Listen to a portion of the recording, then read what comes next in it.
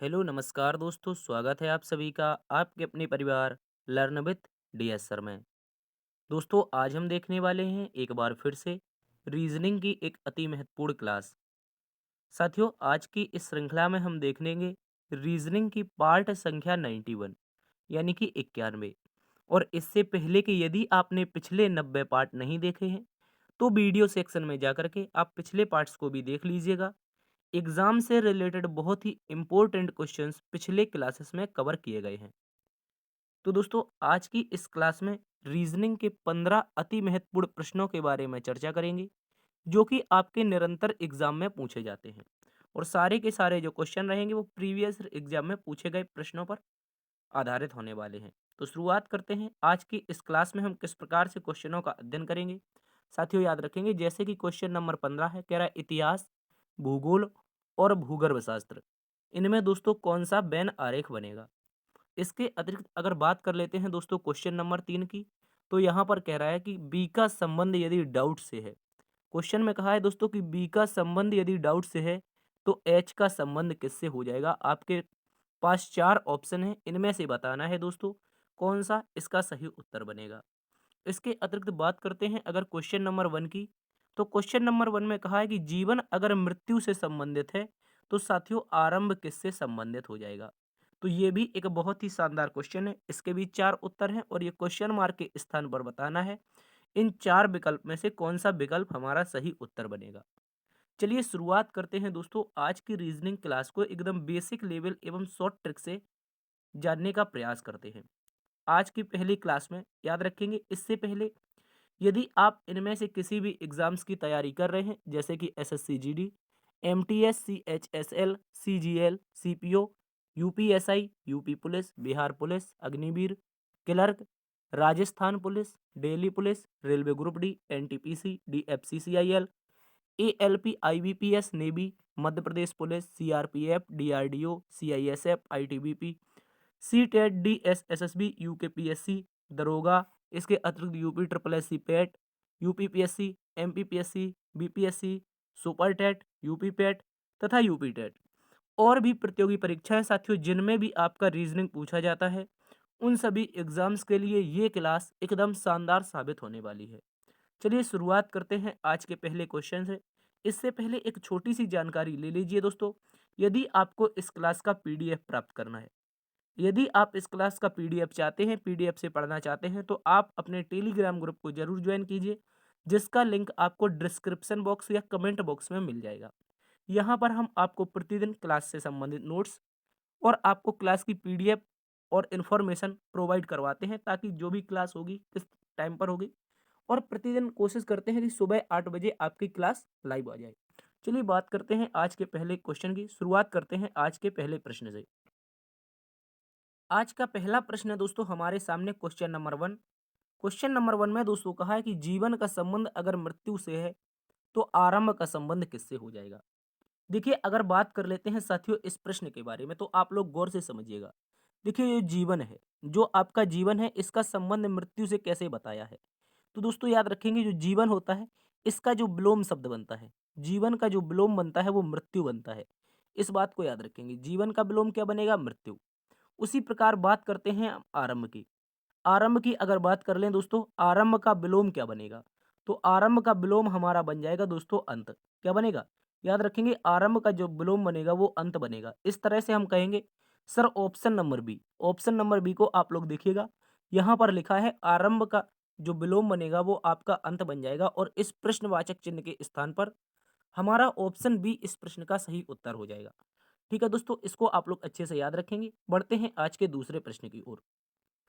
आज का दूसरा प्रश्न जो कि बहुत इंपॉर्टेंट क्वेश्चन है, आपके एग्जाम में ये क्वेश्चन भी पूछा गया था और प्रीवियस ईयर क्वेश्चन एग्जाम में पूछा गया प्रश्न है। देखिए कह रहा है कि अगर रोज को ये लिखा जाता है, चाइल्ड को ये लिखा जाता है तो गर्ल का कोड क्या होगा। एक सांकेतिक भाषा यानी कि कोडिंग डिकोडिंग का बहुत ही महत्वपूर्ण बहुत ही शानदार प्रश्न है।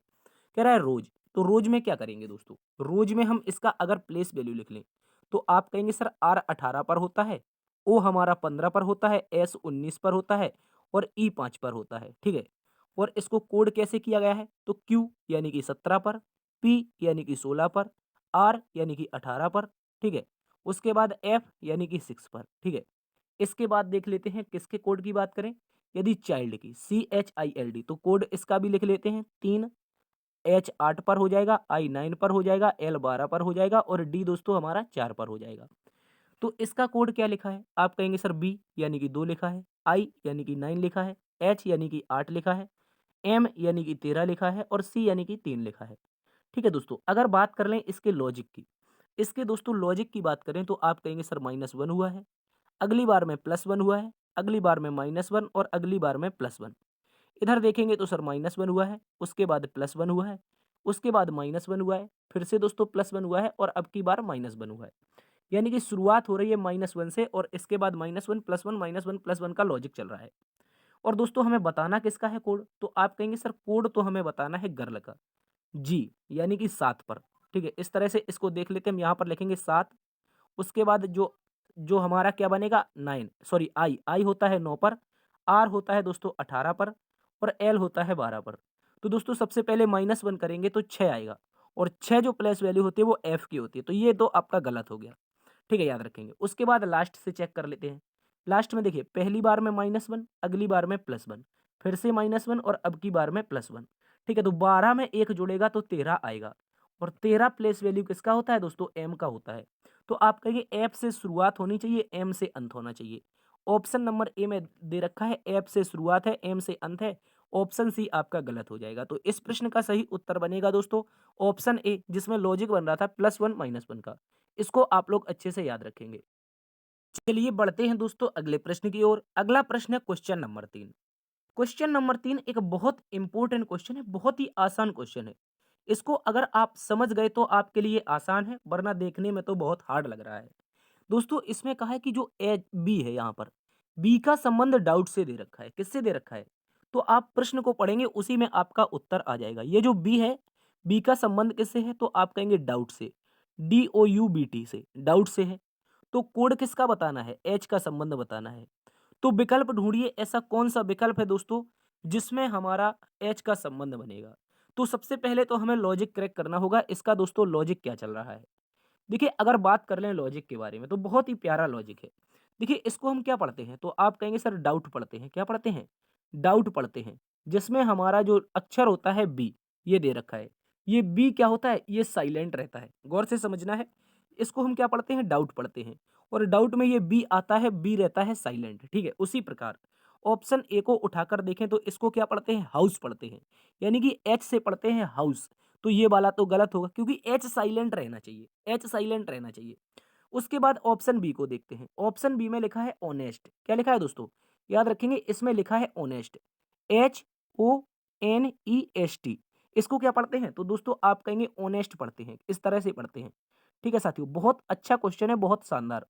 और ऑनेस्ट को जब पढ़ेंगे तो दोस्तों इसमें एच क्या है आपका, साइलेंट है। जिस प्रकार डाउट में बी आपका साइलेंट होता है, उसी प्रकार एच में सॉरी ऑनेस्ट में आपका एच साइलेंट रहता है। और इस आधार पर इस प्रश्न का लॉजिक बना है। यूपी पुलिस 2018 में ये प्रश्न पूछा गया था। ठीक है दोस्तों, बहुत इंपॉर्टेंट क्वेश्चन है, MCQ क्वेश्चन है, याद रखेंगे। हालांकि पुलिस कांस्टेबल में पूछा गया, लेकिन बहुत इंपॉर्टेंट CGL लेवल का क्वेश्चन है। इसको आप लोग अच्छे से याद रखेंगे, ऑप्शन बी इसका सही उत्तर होगा। देखिए अगर इसको पढ़ें होप, तो इसको होप पढ़ेंगे यानी एच से स्टार्ट होगा, हा से, तो ये गलत हो जाएगा।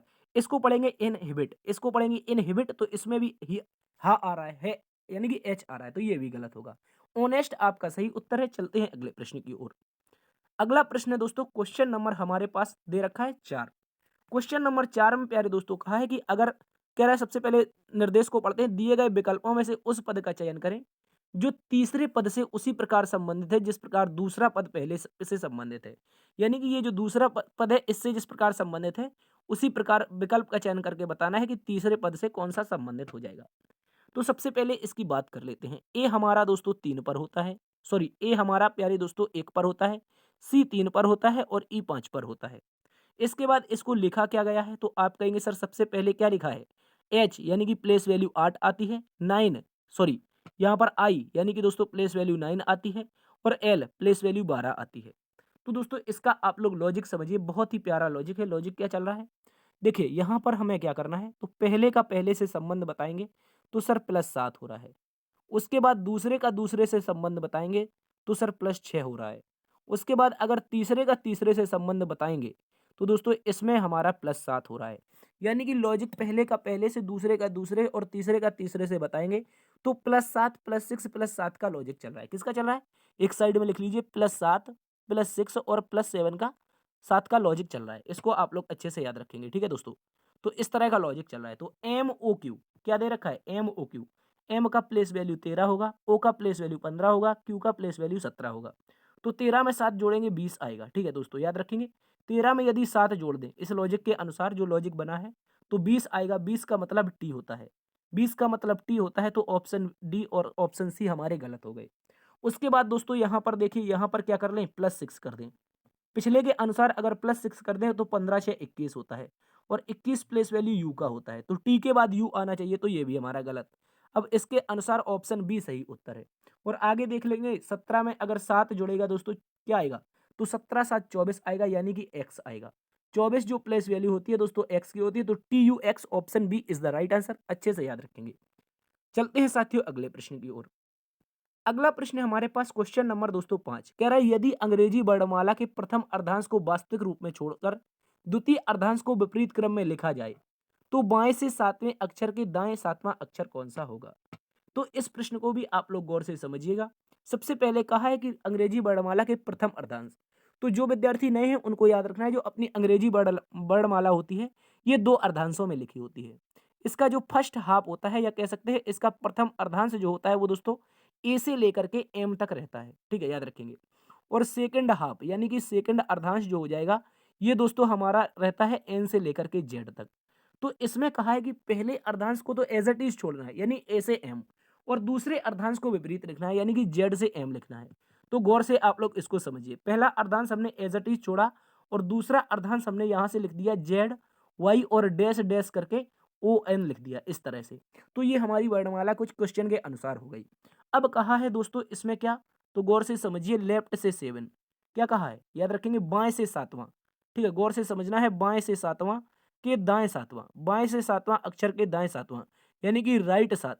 तो दोस्तों जब भी ऐसा आए लेफ्ट लेफ्ट घटा देना है दोस्तों, राइट राइट आए घटा देना है। और अगर ये कहीं धोखे से लेफ्ट राइट आ जाए या राइट लेफ्ट आ जाए, इन दोनों कंडीशन में ये आपस में जुड़ जाते हैं।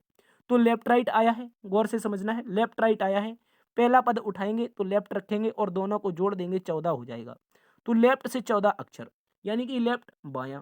अब दोस्तों बायां की बात कर ले, इस स्क्रीन में बायां कौन होता है? तो पेन देखिए यहाँ पर चल रहा है बायां और इस दिशा में हो जाएगा दायां। तो बाएं से यानी लेफ्ट से 14 बताना है, एल से 14, एल से 14 यानी लेफ्ट से 14 बताना है। तो बिल्कुल बता सकते हैं। देखिए 13 अक्षर तो ये हो गए, ए से एम तक 13 हो गए और 14वें अक्षर पर जो आएगा वो हमारा जेड बनेगा, क्योंकि जो दूसरा अर्धांश है वो विपरीत रखा है। तो 14वां स्थान जो बनेगा दोस्तों ऑप्शन नंबर सी जेड का बन जाएगा। इस प्रश्न का सही उत्तर option C Z is the right answer. आप लोग अच्छे से याद रखेंगे। चलते हैं दोस्तों अगले प्रश्न की ओर। अगला प्रश्न दोस्तों हमसे कह रहा है क्वेश्चन नंबर 6। क्वेश्चन नंबर 6 भी एक इंपॉर्टेंट क्वेश्चन है। कह रहा है निम्नलिखित में से कौन सा शब्द शेष से संबंध नहीं रखता है? यानी कि इन 4 ऑप्शन में से आपको विषम ऑप्शन बताना है दोस्तों, कौन सा हो जाएगा? तो गौर से समझिए इस प्रश्न को। सबसे पहले आपसे कहा है कि अस्वीकार करना, किसी बात को आपने अस्वीकार कर दिया, उसके बाद आपने उस बात को इनकार कर दिया और आगे त्याग दिया और उद्धार कर दिया। तो गौर से समझना है आप लोगों को। आप एक बेसिक सा लॉजिक समझिए, एक छोटी सी कहानी समझिए। मान लीजिए आपसे मम्मी क्या कह रही थी, 5 रुपए ले जाओ बेटा, एक चाय की पत्ती ले आओ दुकान से जा करके। तो आपने उनकी बात नहीं सुनी, मतलब उनकी बात को अनसुना कर दिया, अस्वीकार कर दिया। मम्मी ने कहा बेटा 5 रुपए लेके जाओ और क्या करो, चाय की पत्ती ले आओ पड़ोस वाले अंकल की दुकान से। तो उन्होंने आपने क्या कर दिया?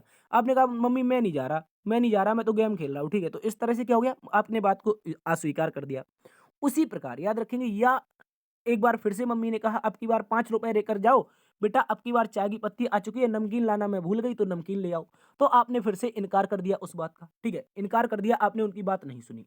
उसके बाद मम्मी फिर से गई, लेके आ गई, ठीक है, नमकीन भी ले आई। तो धोखे से उन्हें पता चला कि मेहमान आए थे, उन्होंने बिस्किट लाना भूल गई। तो आपसे उन्होंने कहा बेटा अब की बार तो सुन ले, 2 बार तूने मना कर दिया है, अब की बार चला जा, अब की बार चला जा कि वहां से अंकल की दुकान से बिस्किट ले आ। तो आपने कहा, क्या कहा, आपने उनकी बात का त्याग कर दिया, यानी कि आपने उनकी बात नहीं सुनी। तो ये तीनों के तीनों याद रखेंगे, अस्वीकार करना, इनकार करना और त्यागना एक जैसे शब्द होते हैं। जबकि उद्धार करना, उद्धार करना जो शब्द होता है ये एक विषम शब्द होता है। इसको आप लोग अच्छे से याद रखेंगे। तो एक 3 इंचेस से जो संबंध नहीं रखता है वो दोस्तों ऑप्शन नंबर डी उद्धार करना इस प्रश्न का सही उत्तर है। चलते हैं अगले प्रश्न की ओर। अगला प्रश्न है दोस्तों हमारे पास क्वेश्चन नंबर 7। क्वेश्चन नंबर 7 भी एक very very important multiple choice question है। इसको आप लोग अच्छे से याद रखेंगे। देखिए इस प्रश्न में जो लॉजिक बना है वो बहुत ही प्यारा लॉजिक है। कह रहा है 255। सबसे पहले इसका लॉजिक लिख लेते हैं दोस्तों। तो देखिए इसको अलग से लिखेंगे 255। एक मिनट। ठीक है। सबसे पहले क्या लिखेंगे 200 दोस्तों 55 लिखेंगे। उसके बाद 366 लिखेंगे। उसके बाद 479 लिखेंगे। उसके बाद दोस्तों क्या लिखेंगे तो आप कहेंगे सर एक मिनट 684 लिखना है। और 684 के बाद बताना है कि क्वेश्चन मार्क के स्थान पर दोस्तों कौन सा नंबर आ जाएगा। तो ये प्रश्न के स्थान पर बताना है कौन सा नंबर आएगा। जल्दी से बताइए इस प्रश्न का दोस्तों सही उत्तर क्या होगा। देखिए दोस्तों अगर बात कर लेते हैं इस प्रश्न के लॉजिक की, किसकी, अगर दोस्तों बात करें हम इस प्रश्न के लॉजिक की, तो आप देखिए यहाँ पर अंतर देख लेंगे दोस्तों। क्या करेंगे इसमें अंतर देख लेंगे साथियों। अगर अंतर देखने जाएंगे तो आप कहेंगे 255 से 366 हुआ है सर, कितना जुड़ा है 111 जुड़ा है। गौर से समझना है 255 से क्या हुआ है 366, तो क्या जुड़ा है तो याद रखेंगे 111। उसके बाद 366 से दोस्तों 479 हो गया।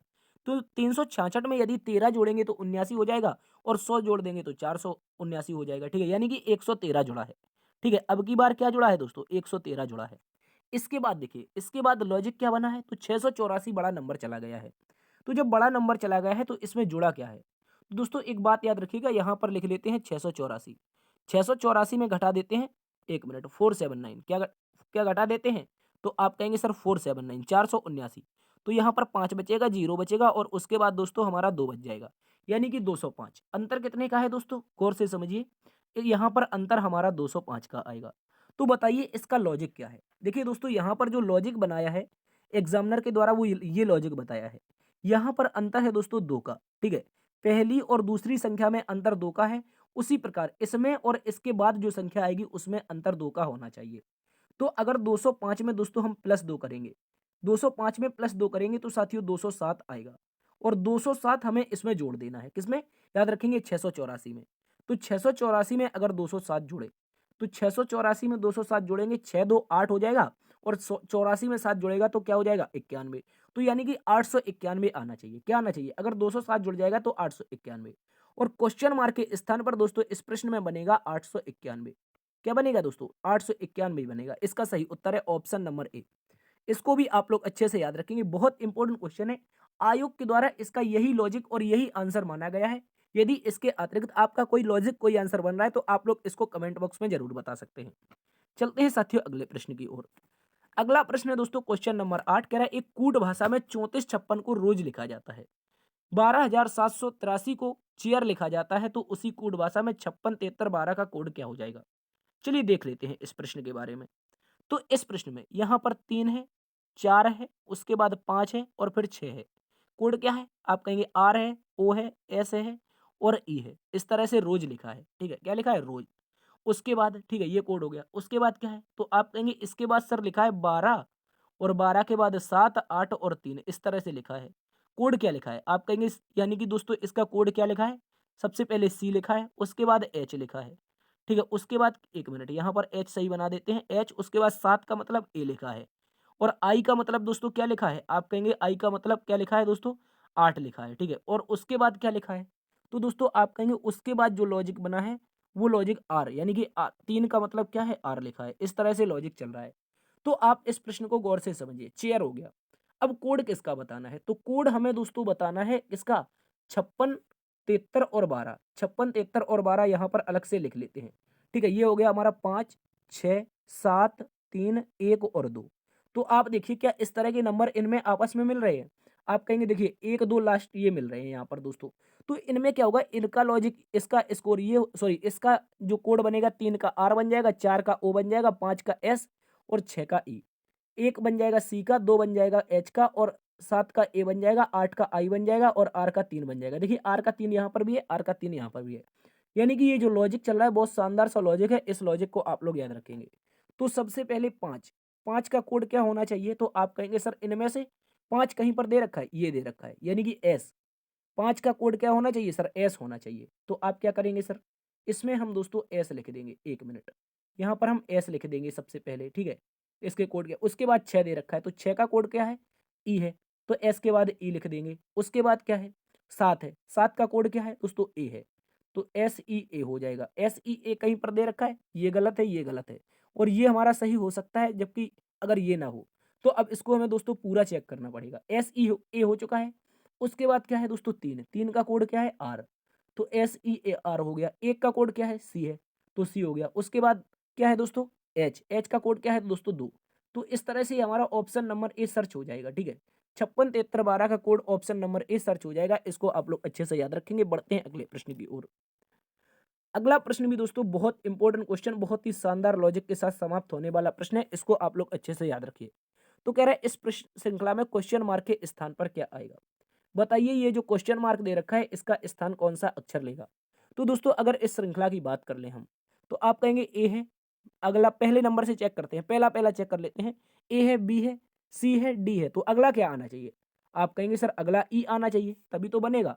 पहले पहले नंबर से अगर देखेंगे तो ए बी सी डी, और तो अगला वाला ई आना चाहिए। उसके बाद देखिए ब्लू पेन से देखिए, बी है, सी है, उसके बाद डी है, फिर ई है, तो अगला क्या आना चाहिए। आप कहेंगे सर एफ आना चाहिए। बिल्कुल एफ आ सकता है, ठीक है। इसके बाद देखें क्या आना चाहिए, कलर ग्रीन ले लेते हैं, तो जेड है। जेड के बाद एक घटा है तो वाई है, वाई में एक घटा है तो एक्स है, एक्स में एक घटा है डब्ल्यू है, डब्ल्यू में अगर एक घट जाएगा तो क्या बचेगा, वी बचेगा, ठीक है। इस तरह से ई एफ वी इस प्रश्न का सही उत्तर बनेगा। E F B option number B में दे रखा है। देखिए गौर से समझिए, पहला लॉजिक पहली संख्याओं में चल रहा था +1 का, ठीक है। गौर से समझिए +1 का चल रहा है, तो अगला वाला क्या आ जाएगा, ई आ जाएगा। उसके बाद फिर से +1 का बी सी डी ई, तो अगला वाला एफ आ जाएगा। उसके बाद जेड वाई एक्स डब्ल्यू और वी, यानी कि इस बार घट रहा था, तो ई एफ वी इस प्रश्न का सही उत्तर है। आप लोग इसको अच्छे से याद रखेंगे। चलते हैं दोस्तों अगले प्रश्न की ओर। अगला प्रश्न है दोस्तों क्वेश्चन नंबर 10। क्वेश्चन नंबर 10 एक शानदार क्वेश्चन है, किसका, याद रखेंगे, ब्लड रिलेशन का। ब्लड रिलेशन का बहुत ही शानदार क्वेश्चन है, इसको आप लोगों को एक बार अच्छे से समझना है बस। कह रहा है कन्नन कुमार का भाई है, क्या है दोस्तों, याद रखेंगे जो कन्नन है, जो कन्नन है वो भाई किसका है। तो याद रखेंगे ये 1 मिनट भाई बनाना है, तो भाई बन जाएगा किसका, याद रखेंगे कुमार का। कुमार भी एक लड़का है क्योंकि इसका इस तरह से नाम है, तो कुमार और कन्नन आपस में क्या हो जाएंगे, भाई हो जाएंगे। कह रहा है कन्नन कुमार का भाई है, तो कुमार का भाई कौन हो गया, कन्नन हो गया, ठीक है। इसको याद रखेंगे। आगे कह रहा है लक्ष्मी कुमार की पुत्री है, तो कुमार कहां पर है, ये रहा कुमार। और कुमार की पुत्री कौन बनेगी दोस्तों, याद रखेंगे यहां पर लक्ष्मी बन जाएगी, ठीक है। लक्ष्मी बन जाएगी कुमार की पुत्री। कह रहा है कलई, कलई कन्नन की बहन है। देखिए सारे के सारे कापर हैं, तो इसको अक्षर से भी नहीं लिख सकते, तो पूरा पूरा नाम लिखने पड़ेगा। कलई, ये रंग वाली कलई नहीं है, ये कलई कन्नन की बहन है, ये रहा कन्नन, तो कन्नन की बहन हो जाएगी कलई। इसको याद रखेंगे। कलई अगर बहन है तो बहन के लिए क्या लगाएंगे, माइनस लगाएंगे। जिस तरह पुरुष के लिए प्लस लगाते हैं, उस तरह जो औरत होती है, या कह सकते हैं जो लड़की होती है, जो स्त्री होती है, उसके लिए क्या लगाते हैं, माइनस। तो लक्ष्मी भी एक स्त्री है, यानी कि एक कन्या है, तो इसके लिए भी क्या लगाएंगे, माइनस लगाएंगे। आगे दोस्तों का है गोविंद लक्ष्मी का भाई है, तो लक्ष्मी का भाई कौन बनेगा, आप कहेंगे सर गोविंद बनेगा, तो लक्ष्मी का यहाँ पर भाई बना देते हैं, किसको, याद रखेंगे गोविंद को। तो ये गोविंद क्या बन जाएगा, लक्ष्मी का भाई बन जाएगा। इस तरह से भाई है तो प्लस लगा देंगे क्योंकि ये एक लड़का है। अब क्वेश्चन में कहा कि गोविंद का चाचा कौन है, तो बताइए गोविंद का चाचा कौन है। देखिए गोविंद के पिताजी तो कुमार हो जाएंगे, क्योंकि अगर लक्ष्मी गोविंद आपस में भाई बहन है, तो लक्ष्मी का पिता कुमार है, तो उस प्रकार से गोविंद का पिता भी कुमार हो जाएगा। तो अगर देख ले कन्नन के बारे में, तो गोविंद का चाचा पूछा है, तो गोविंद का चाचा कन्नन हो जाएगा। कौन हो जाएगा, कन्नन, क्योंकि ये एक पुरुष है, और पुरुष है तो चाचा हो जाएगा। क्योंकि कलाई चाचा इसलिए नहीं बनेगी क्योंकि ये एक लड़की है, ये बनेगी बुआ। तो क्या हो जाएगा, गोविंद का चाचा आप कहेंगे सर कन्नन बनेगा। कन्नन ऑप्शन नंबर बी इस प्रश्न का सही उत्तर है। इसको आप लोग अच्छे से याद रखेंगे। चलते हैं अगले प्रश्न की ओर। अगला प्रश्न है क्वेश्चन नंबर 11। कथन और निष्कर्ष का बहुत ही शानदार क्वेश्चन है, इसको आप लोगों को अच्छे से याद रखना है। देखिए मैं पहले ही बता दूं, आपको कथन के अनुसार क्या करना है, निष्कर्ष निकालना है, जवाब देना है। जो कथन में दे रखा है वही आपको जवाब देना है, अन्यथा कोई जवाब नहीं देना है। तो पहले कथन पढ़ते हैं। पुस्तक मेले में, गौर से समझिए, पुस्तक मेले में एक लेखक की किताबें जनता के लिए प्रदर्शित की गई। पुस्तकों की कीमतें एक आम आदमी के लिए बहुत ज्यादा हैं। यानी कि कोई आम आदमी है, मेरे जैसा गरीब आदमी है, वो पुस्तकें लेने तो पुस्तक मेले में जाता है, लेकिन दोस्तों वहां पर जो पुस्तकों की कीमत है वो हमारे जैसों के लिए नहीं है, वो बहुत महंगी है, बहुत ज्यादा दिखाई दे रही है। तो अब निष्कर्ष एक निकालिए। कह रहे आम आदमी प्रदर्शनी से सिर्फ पुस्तकें खरीदता है। तो जैसे मैं प्रदर्शनी देखने गया, तो मेरा ऐसा तो कोई मकसद नहीं है, क्योंकि मेरे पास औकात ही नहीं है पुस्तक खरीदने की। तो उसमें कहा आम आदमी प्रदर्शनी से सिर्फ पुस्तकें खरीदता है, इस बात को समझिए। तो मैं चाहूँ तो प्रदर्शनी से पुस्तक खरीद सकता हूँ, लेकिन पुस्तकें तो मेरी पहुँच से बाहर है, तो मैं क्या करूँगा, कहीं और से पुस्तकें खरीद लूँगा। तो यहाँ पर कहा कि सिर्फ प्रदर्शनी से, तो सिर्फ प्रदर्शनी के कारण ये गलत हो जाएगा। ठीक है, आम आदमी पुस्तक कहीं से भी खरीद सकता है, प्रदर्शनी से नहीं खरीदेगा, क्योंकि प्रदर्शनी में पुस्तकें क्या है, उसके पहुँच से बाहर है। उसके बाद दूसरी बात देखिए, कह रहा है महंगी पेंटिंग आमतौर पर आर्ट गैलरी में भी प्रदर्शित की जाती है। देखिए, बात कर रहा था हमसे दोस्तों पुस्तकों की किताबों के बारे में, लेकिन पेंटिंग और आर्ट गैलरी की बात कहाँ से आ गई? तो निष्कर्ष में उल्टा सीधा निष्कर्ष आया है, कथन के अनुसार नहीं आया, तो ये भी गलत है। और अब हम कहेंगे इस प्रश्न का जो निष्कर्ष बनेगा वो तो ना ही निष्कर्ष 1 और ना ही निष्कर्ष 2 अनुसरण करता है। ऑप्शन नंबर डी इस प्रश्न का दोस्तों सही उत्तर है, इसको याद रखेंगे। बढ़ते हैं अगले प्रश्न की ओर। अगला प्रश्न है हमारे पास दोस्तों क्वेश्चन नंबर 12। कह रहा है सभी जहाज ट्रेन है, तो सबसे पहले इसको बनाते हैं। कह रहा है सभी जहाज, तो इसको बना देंगे जहाज। ये लिख दिया हमने जहाज, और सारे के सारे जो जहाज बनेंगे वो ट्रेन बन जाएंगे। ठीक है दोस्तों, सारे के सारे जहाज क्या बनेंगे, आप कहेंगे सर ट्रेन बन जाएंगे। इस तरह से इसको लिख देंगे यहाँ पर ट्रेन। ठीक है दोस्तों, सारे जहाज ट्रेन हो गए। इसके बाद दूसरी लाइन पढ़िए, कह रहा है सभी ट्रेन बस हैं। जितनी भी ट्रेनें हैं दोस्तों, जितनी भी ट्रेनें हैं वो सारी की सारी क्या है, याद रखेंगे, जितनी भी ट्रेनें हैं वो दोस्तों सारी की सारी क्या है, बस हैं। तो इस तरह का लॉजिक बनेगा, यानी कि एक दूसरे के ऊपर 3 सर्कल चढ़ेंगे, एक दूसरे के ऊपर 3 सर्कल बनेंगे। जहाज ट्रेन, अंदर वाला जहाज का, ठीक है, J4 जहाज का, उसके बाद ये वाला T4 ट्रेन का, और ये वाला B4 बस का। इस तरह से सर्कल बनेगा। अब निष्कर्ष पढ़िए दोस्तों, और निष्कर्ष को आपको इसी के अनुसार सॉल्व करने हैं। कह रहा है कुछ जहाज बस हैं। क्या कुछ जहाज, जहाज कहाँ पर है, अंदर वाला पार्ट। ये देखिए J4 जहाज, अंदर वाला पार्ट, कुछ पार्ट बस है, यानी कि पूरा बड़ा वाला पार्ट में कुछ पार्ट क्या जहाज का आ रहा है। आप कहेंगे सर बिल्कुल इतना इतना सा जो पार्ट है ये पूरा बड़े पार्ट बस के अंदर आ रहा है। तो इस तरह से हम कहेंगे सर कुछ जहाज बस हैं, यानी कि ऑप्शन नंबर 1 सही उत्तर है, निष्कर्ष नंबर 1 सही उत्तर है। उसके बाद का है सभी बसें जहाज हैं। क्या सभी बसें, इतना बड़ा सा सर्कल, सभी बसें इतना बड़ा सा सर्कल इतने छोटे सर्कल के अंतर्गत आ जाएगा?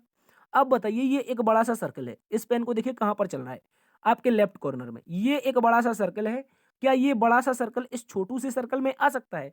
आप कहेंगे सर इम्पॉसिबल है। ठीक है, इम्पॉसिबल है तो मतलब गलत है। कभी भी बाहर वाली जो वस्तु होगी वो अंदर वाले के लिए सभी में सही नहीं होगी। बाहर वाली वस्तु अंदर वाले के लिए हमेशा कुछ में सही होगी।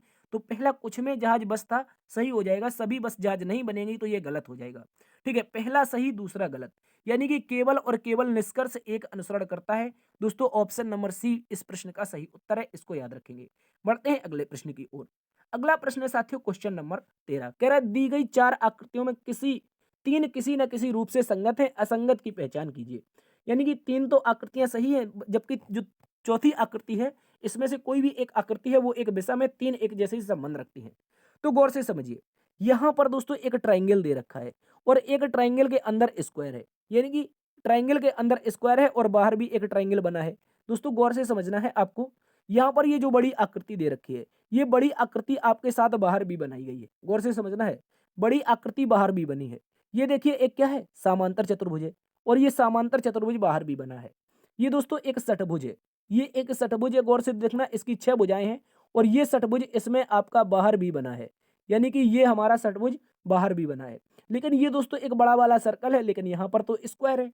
इस तरह से ये वाला गलत हो जाएगा, यानी कि विषम हो जाएगा। कैसा हो जाएगा, विषम हो जाएगा। गलत तो नहीं कहेंगे, ये इसको कहेंगे विषम हो जाएगा। ठीक है, ये तीनों के तीनों एक जैसे। कैसे? क्योंकि इसकी जो बड़ी आकृति है उसका कहीं ना कहीं छोटा सा रूप एक कॉर्नर में दे रखा है। कहां पर? ये दे रखा है, ये दे रखा है, ये दे रखा है। तो इस तरह से विषम बनेगा ऑप्शन नंबर डी, और हम कहेंगे दोस्तों इस प्रश्न का ऑप्शन डी विषम है। चलते हैं अगले प्रश्न की ओर। अगला प्रश्न है दोस्तों क्वेश्चन नंबर 14। इसको भी समझना है, बहुत ही शानदार क्वेश्चन है। कह रहा है मैं एक नदी के किनारे पीट करके खड़ा था। मैं एक नदी के किनारे दोस्तों पीट करके खड़ा था। पानी में स्वतंत्र रूप से बहती हुई कोई वस्तु मेरी बाईं ओर से दाईं ओर जा रही है। कह रहा है नदी पश्चिम से पूर्व की ओर बह रही है, तो मेरा मुख किस दिशा में है? तो देखिए सबसे पहले नदी का प्रवाह देखिए आप लोग। क्या कहा है? पश्चिम से दोस्तों पूर्व की ओर।